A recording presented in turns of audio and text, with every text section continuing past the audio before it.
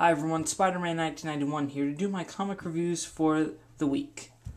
Alright, first up, my only Marvel, which is my favorite title since Dan Slott took over, Amazing Spider-Man. Continuing big time, Spider-Man and Black Cat have done a raid on the have decided to do a raid on the Kingpin's base so that they can get the reverbium back from the Hobgoblin and the Kingpin. And also we explore the new features of the Spidey light-up suit. And apparently the green mode not only makes Spidey invisible to light, not only makes Spidey invisible, but also he can't be heard. Unfortunately, though the Hobgoblin figures this out and puts his sonic scream at a higher frequency, which shorts out the green settings. And fortunately enough, the suit actually does have red lights, and when the red settings are in use, it creates a shield which makes Spider-Man immune to sonic attacks, but unfortunately, it means he can't hear anything, and no one else can hear him. And all while Spider-Man's fighting the Hobgoblin, Black Cat sneaks up to the Kingpin's penthouse and tries to snag some goods, but Montana takes out his whip and grabs her. Pretty skilled. And while the fight's going on, though, Spidey also has a new feature to his suit, which shoots out small anti-metal spiders, which dissolve anything made out of metal, including the Goblin's fire sword. And of course, while they're fighting, the reverbium sort of goes off, and the building starts to collapse. Well, actually, the reverbium and the Goblin's sonic scream. So, combination of the two, and then the building starts to collapse. Spider-Man puts his suit back on the blue settings, which is null, which I guess is the null settings, because nothing really happens here. And if you do say that is used for the anti-metal things, you're wrong, because he was in the red mode when he shot out the first little anti-metal spider. So he grabs Black Cat and is able to get out of there, but so is the Hobgoblin. And the Kingpin as well. And they both get out. And then Kingpin makes Hobgoblin his new right-hand man. And Hobgoblin goes to the Tinkerer to get his fire sword and other gear repaired.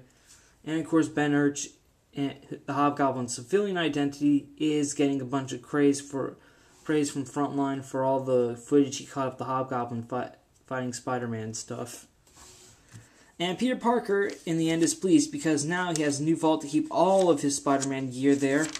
And he's bought his own apartment, his very own new apartment, all for himself. And he's able to take Carly Cooper and Jay and Aunt May out for dinner. And he picks up the check for once. So yeah, Amazing Spider-Man 651 was great. Oh, wait, the co-feature. I forgot, there's a co-feature here, again, with Scorpion testing out the new Scorpion suit, which has a Scorpion sense, similar to the Spider sense, that warns him of falling objects. And Spencer Smythe reveals his plan is for him and the Scorpion to pretty much take out Jonah J. Jameson's friends, family, and everything he stands for. Especially in particular, what Smythe wants his father. And he has an army of insects here. So yeah, looking forward to that. Amazing Spider-Man 651 was awesome. I love this. It's great. The artwork is amazing. And yeah. There's also a little joke here where Black Cat comments that Spider-Man's costume looks like an ad for the new Tron movie. And that's funny. This is definitely fun. I would recommend it. It's awesome. Moving right along to DC. Okay. I feel as though I only bought these for the cover. Okay, both of these, Superman 707 and Red Robin 19, I feel as though I only bought them for these covers. Because I love what DC's doing this month with the January issues and making them all just white, hero, logo. I love that. But I think that's all I'm getting with these. That's the only reason I would buy these for these two. First of all, for Red Robin, basically Tim is now in the Internet, which is actually a somewhat virtual reality program where actually it's Tim, Tam Fox, and Anarchy is there as well. And soon enough they learn that that somehow Darkseid corrupted it here when he was on Earth, and apparently it somehow connects all of the supervillains' minds together in sort of a place where they can just cut loose and pretty much destroy the entire world and stuff. I'm not entirely clear of this. Easier time understanding time travel, but yeah, basically everyone pretty much sort of is pushing themselves to the limit here. They get a sense of unlimited power, and then eventually Tim has Captain Boomerang cornered where he could just kill him off, but Tim can't do that because he's still a good guy. And he and Lonnie decide to create some new sort of program to fight back, which is new heroes. And in this case, it's future versions of Tim's friends succeeding their mentors. And of course, Lonnie, aka Anarchy, promises him that he'll stay here to make sure that the internet keeps the criminals out, and that he can pretty much swap between both his place in the real world and here. All the while, Tim was being recovered by Red Star, and Red Star makes Tim promise him that he could pretty much asks Tim to sort of give him the benefit of the doubt that he can protect Russia and everything, which Tim does. And as he and Tam are leaving, they're being watched and by the criminal that Tim was trying to take down, and he decides to pay Catman to sort of take out Red Robin. Okay then. Well, actually, he pays him to take out Tim Drake, but yeah, same thing. Okay, Red Robin number 19. I would say get it for the cover. That's all I have to say. I mean, I thought the whole internet thing with the whole virtual reality stuff was a little ridiculous, okay? I mean, I did like Tim's virtual costume, and the costume Tim was wearing in the virtual world. I kind of think that's sort of an improvement to the one he's wearing now. But that's just me. Yeah, Red Robin, I'm probably going to get the next issue to see how he takes... I'm probably going to get the next issue when he fights Catman, and there's supposed to be a team-up with Tim and the Titans, which I'm going to get for that, but after that, I may not be so sure if I'm going to keep this again. Maybe just take a break from it. And that pretty much sums up my feelings about Red Robin. Okay, now, Superman 707. I am done. I am really wish they would just end Grounded already, okay? Because, okay, this was probably... good cover, but bad. Alright, I mean, I felt it kind of got good there when, well, basically Superman is in Iowa. He stops a chemical plant from burning stops a chemical plant accident, and then he learns that apparently the plant's been poisoning the environment and stuff, and Superman's pretty much getting ready to sort of shut down the plant, but then all the workers tell him that it's the only place in the town that offers it's the only major employer in town that a bunch of people who work there survive on the plant. They need their jobs to feed their family. And of course, it's starting to get complicated for the Man of Steel.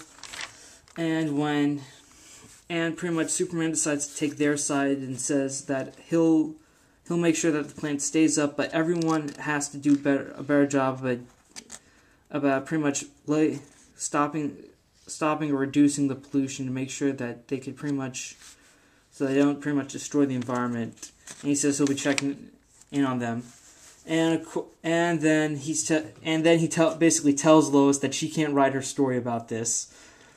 And I thought that was a good moment where Superman just stares Lois down and tells her that she can't run her story. That was just funny. I thought that was a good moment. That was probably one of my only good moments I thought that story actually hit, which was now adding tension between Superman and Lois for once. I mean, Superman has never stopped Lois from doing her job, and now he pretty much tells her, first thing, you can't write that story, Lois. I'm drawing the line here. So yeah. And of course, he tries leaving her a message about how he's not feeling like himself. And as our final page of the teaser, apparently he's gonna meet the Superman Squad. Yeah. Okay. Superman 707. Okay, how did I feel about this? Well, now Grounded started to take a turn for the worse because now JMS has to work on the Earth 1 sequel, and now he's pretty much handing it over to some other writers, which is pretty lame because he pretty much just bailed on this, which sucks.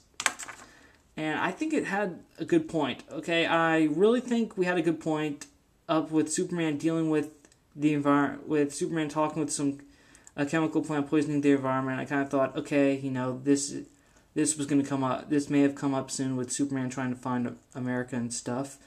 And then Superman kind of stand up to Lois, telling her he can't write her story. I thought that was pretty good. Nice little twist there about Superman pretty much telling Lois that she can't do her job, which is the one thing everyone knows Lois Lane is famous for. Until we got to the Superman squad on the last page. That was just, man, I that's one of the things that's just, it's like a ridiculous, it's one of the things that probably made the Silver Age of comics a little too ridiculous. Man, I gotta do some research on that. Figure out when the Superman squad appeared and pretty much just, I don't know, it's just, the Superman squad just seems like a bad idea now. Okay, it's like, okay, the story is starting to go from, okay, Superman finding America, yes, it seems like a good idea, but then we get to Superman squad. It's like, what the fire truck? Yeah. So, get it for the cover, and up until the last page, this was okay. I mean, I'm not praising Grounded, it's just, now it just seems like it's dragging on forever.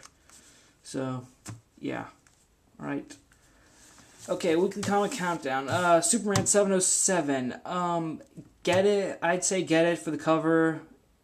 Get it for maybe the environment thing, but not for the Superman squad thing. That's just...